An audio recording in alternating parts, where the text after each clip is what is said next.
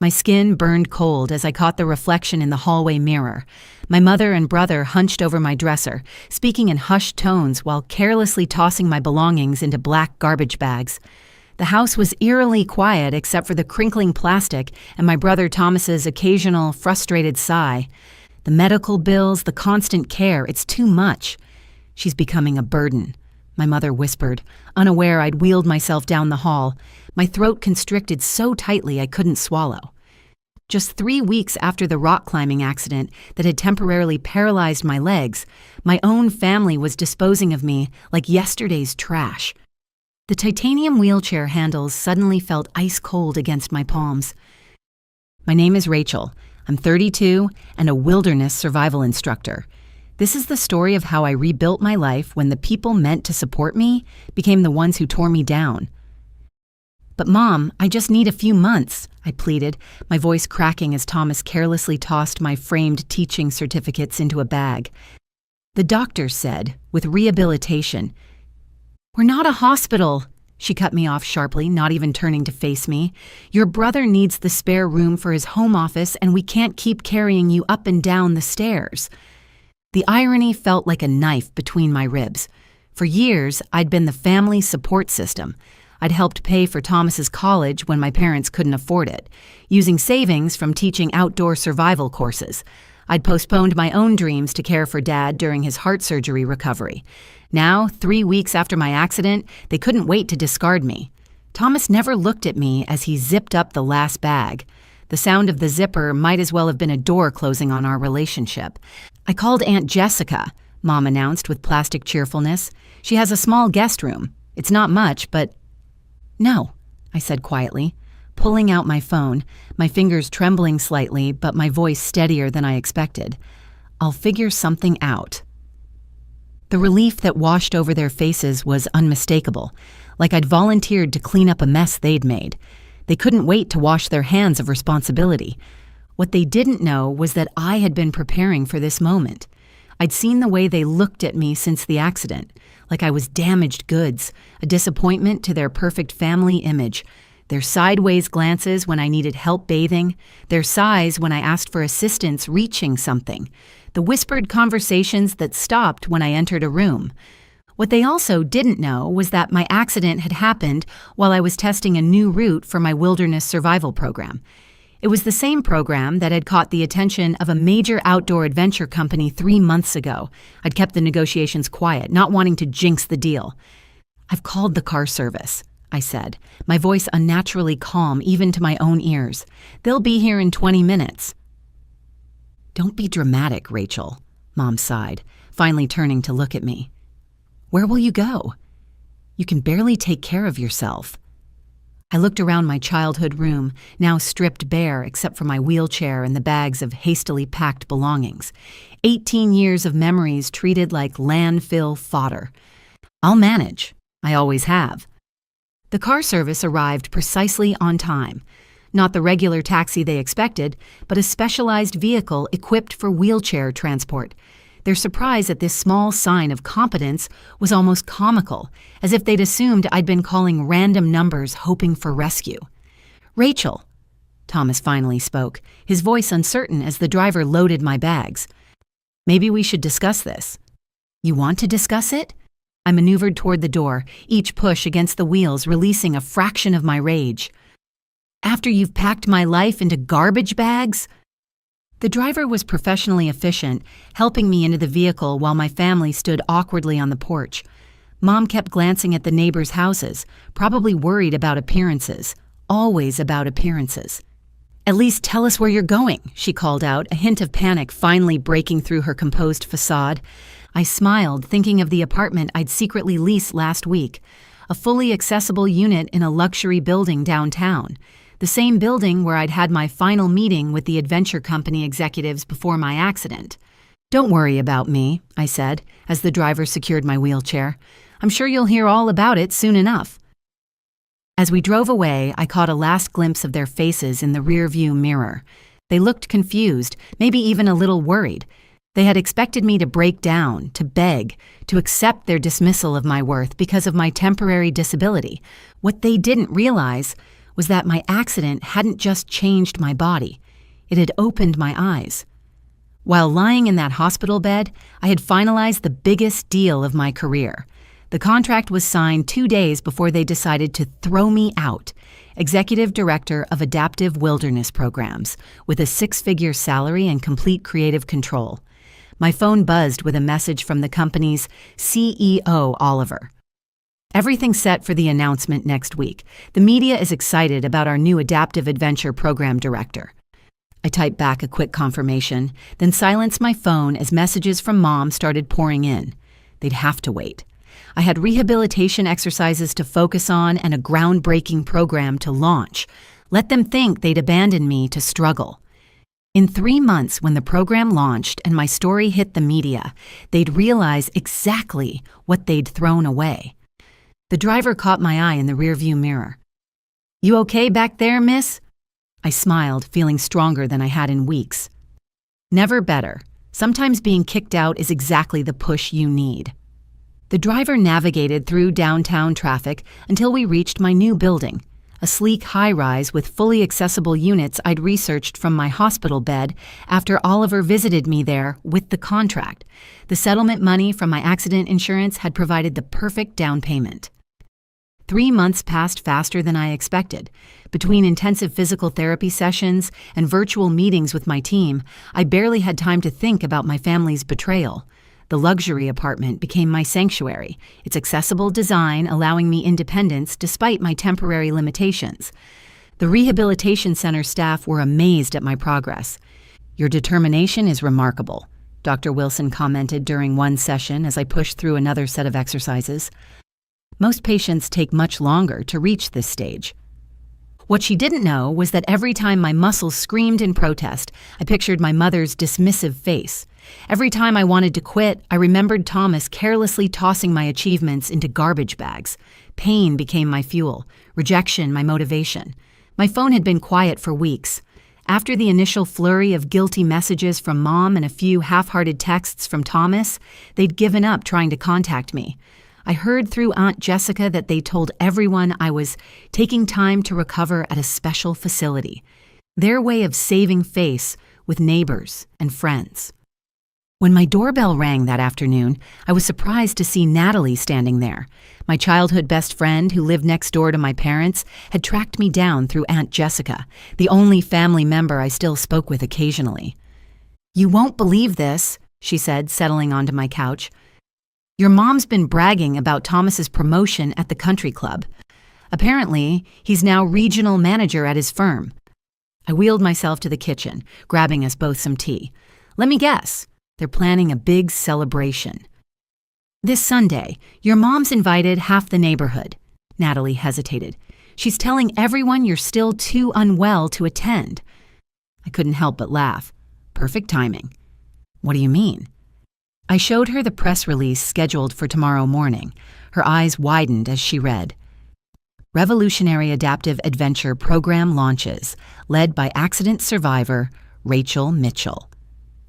"Rachel?" she gasped. "This is huge. The program, the funding, you're going to be on national news." I nodded, sipping my tea. "Tomorrow morning, every major outdoor and fitness publication will run this story. By Sunday's party, everyone will know exactly why I'm not attending." The next morning, everything exploded. My phone started buzzing at 8 a.m. as the news broke. The story was perfect. Young outdoor educator turns personal tragedy into triumph. Launching first-of-its-kind adaptive adventure program with major industry backing. My inbox flooded with interview requests from magazines and TV shows. Around noon, Aunt Jessica called. "Your mother just saw the news," she said, trying to suppress her glee. "She's having quite the meltdown." "Oh?" I kept my voice neutral. "She was at the salon preparing for Thomas's party when someone showed her the article. Apparently, she knocked over a whole tray of hair products. I was there getting my own hair done and saw the whole thing," Aunt Jessica explained, her voice tinged with satisfaction.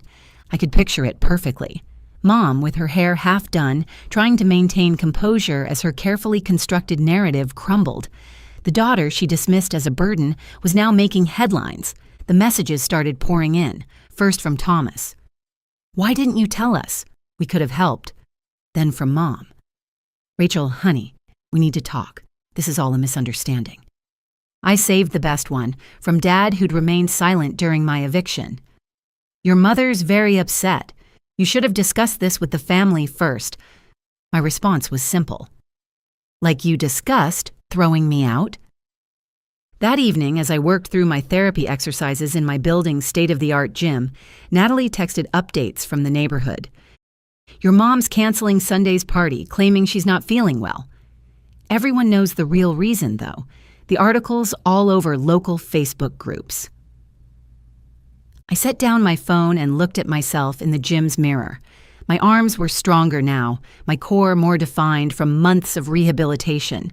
I'd graduated from the wheelchair to crutches last week, though I kept both for different situations.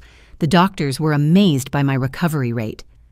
Your body's response to therapy is exceptional, Dr. Wilson had said during my last assessment. But it's your mental strength that's truly remarkable. She was right.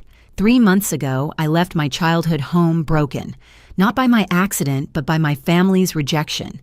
Now I was stronger than ever, not despite their actions, but because of them. My phone buzzed again. Another message from Mom. Please, Rachel, let's talk about this as a family. We can fix this. Fix this. As if my success was a problem that needed solving. As if my independence was a family crisis that required management. I wheeled myself to the floor-to-ceiling windows of my apartment, looking out at the city lights. Tomorrow, I would give my first live interview about the program. In a week, we'd start accepting applications from other accident survivors and differently abled adventurers. My story was no longer about being kicked out. It was about where I was going. Let them scramble to explain their actions. Let them try to rewrite history. I had bigger mountains to climb. The next morning, I arrived at the television studio an hour early, my heart racing with anticipation. This interview would be broadcast live across the country, coinciding with what would have been Thomas's celebration party. Instead of hosting the neighborhood at their house, my parents were huddled around their TV watching me on Good Morning America. I sat poised in my sleek wheelchair, a choice I'd made deliberately, though I could now walk with crutches. Sometimes our greatest setbacks reveal our true path, I told the interviewer, my voice clear and confident. This program isn't just about adaptive adventure sports. It's about showing people that limitations are often just invitations to innovate. The segment included footage from my recent trial run, me leading a group of participants in adaptive rock climbing, the very activity that had caused my accident. But now we had specialized equipment, safety protocols, and a team of trained instructors. And your own recovery has been remarkable, the interviewer noted. How did your family's support system help with that?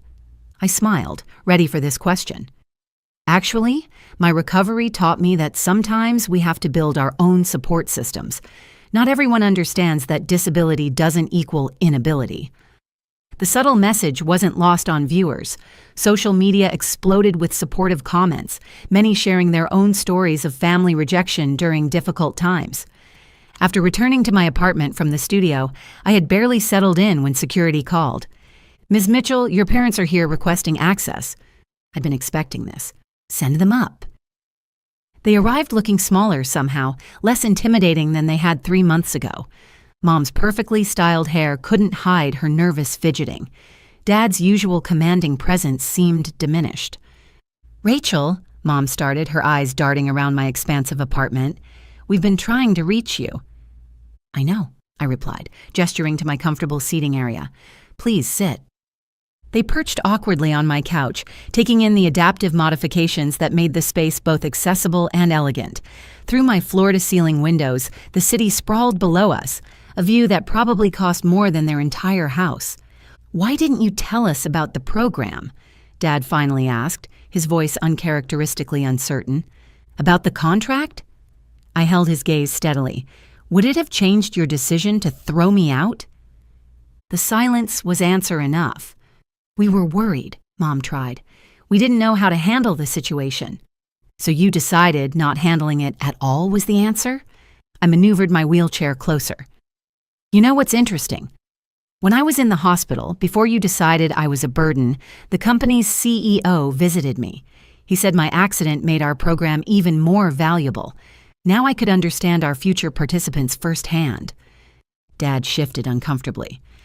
We're your parents, Rachel. We deserve to know. Like I deserve to know you were planning to kick me out, or did Thomas's need for a home office outweigh my right to recover in my own home? The mention of Thomas made Mom flinch. He's very sorry. The promotion. It's not working out as planned. I couldn't help but laugh. Let me guess. The company saw the news. They're not too happy about a manager who threw his disabled sister out of her home. More uncomfortable silence. Rachel, Mom pleaded. We can fix this. Come home. We'll convert the downstairs study. Make it accessible. I am home, I gestured around my apartment, and I don't need your space anymore. What I needed was your support, and you showed me exactly how much that was worth. Tears welled in Mom's eyes. We made a terrible mistake. Yes, you did, I agreed. But it taught me something valuable. Sometimes the people we expect to lift us up are actually holding us down. I wheeled myself to my desk, picking up some papers. These are applications from people like me, survivors, fighters, people who refuse to be defined by their challenges. That's my family now. Dad stood up, his voice gruff with emotion. What can we do? How can we make this right? I handed them a brochure for the program. You can start by understanding that disability doesn't make someone a burden. These programs will help people rebuild their confidence, their strength, their independence. You're welcome to donate. I paused meaningfully. Anonymously, of course.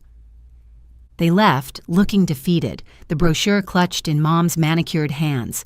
As the door closed behind them, I felt the last weight of their rejection lift from my shoulders. That day marked the end of our relationship as it had been. I would never again live under their roof or seek their approval. My phone buzzed. Another message from the CEO. Applications flooding in after your interview. You're changing lives, Rachel. I smiled, wheeling myself to the window. Below, I watched my parents exit the building, looking small against the towering architecture. They'd thrown me away when I was at my lowest, never imagining I would soar to such heights. Let them live with that knowledge. Let them explain to their country club friends why they're not part of their daughter's success story. I had mountains to climb, lives to change, and a future to build. Sometimes being kicked out isn't the end of your story. It's the beginning of a better one. As for Thomas, I heard through Natalie 6 months later that he'd been passed over for further advancement, his company's HR department quietly sidelining him after his treatment of me became public knowledge. His office, the one he'd so desperately needed my room for, ultimately became a symbol of his stalled career. My doctors now estimate I'll regain about 90% of my previous mobility within the year, but I'll likely always keep a lightweight pair of crutches for longer treks. It's a small price to pay for the purpose I've found. Before you go, here's a quick bonus for sticking around. If you love learning and growing like I do, you need to try audiobooks. I've got an exclusive deal with Audible. Your first month is completely free. That's access to over 500,000 titles. Zero cost to you. All the details are waiting in the description. Don't miss this one.